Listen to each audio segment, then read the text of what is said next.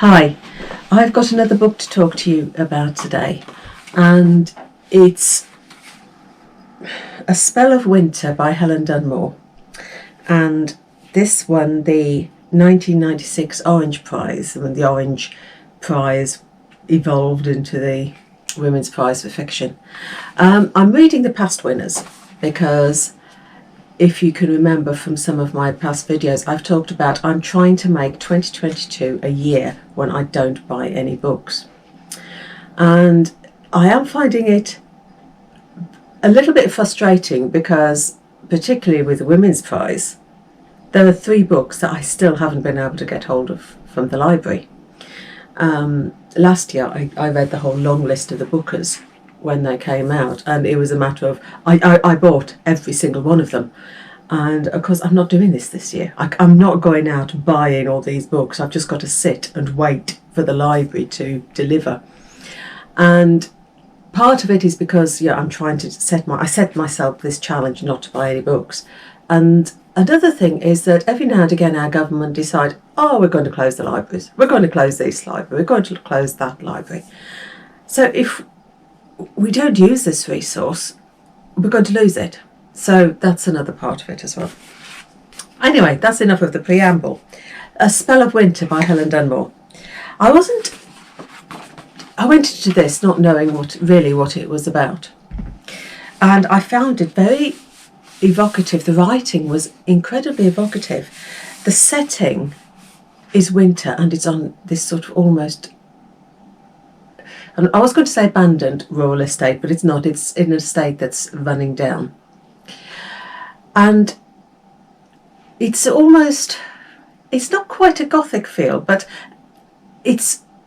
winter is almost part of the character. You've got winter, the beautiful descriptions of winter, and winter closes in on them. Winter is the blanket that wraps them up, sort of thing. Winter is almost another character. You've got Kathy and Rob, who live on this estate with their grandfather, and they've grown up on this estate, and they live almost in isolation.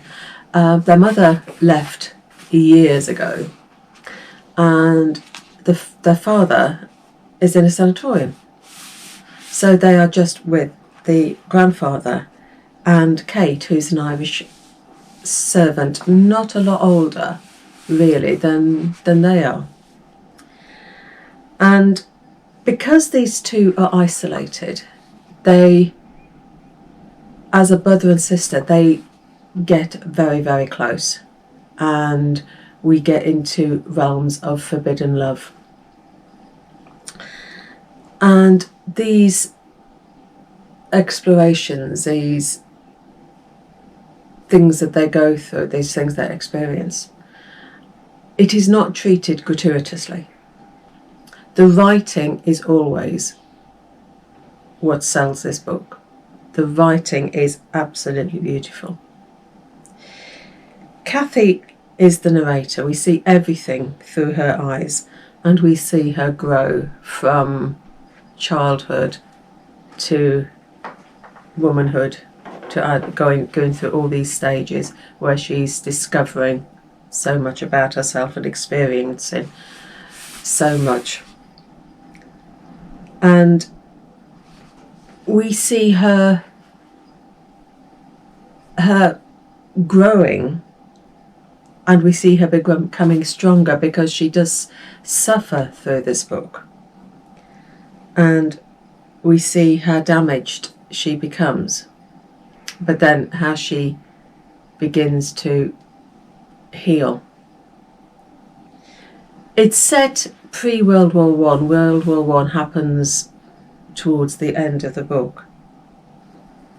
And it's a book as well about everybody leaving and dying. And as for the first line, I have never come across a book with a first line like it. Because you read the first line and you wonder what on earth this book is going to be about. The first line, "I saw an arm fall off a man once," said Kate. I mean, how can you beat that for a first line? So, that is A Spell of Winter by Helen Dunmore. I will see what else the library can throw at me. But failing to get the Women's Prize shortlist books, I'm working my way through past winners of all the other prizes, and I'm looking at books that I never picked up when they were in vogue, sort of thing. So I will catch you again next time. Happy reading. Take care. Bye.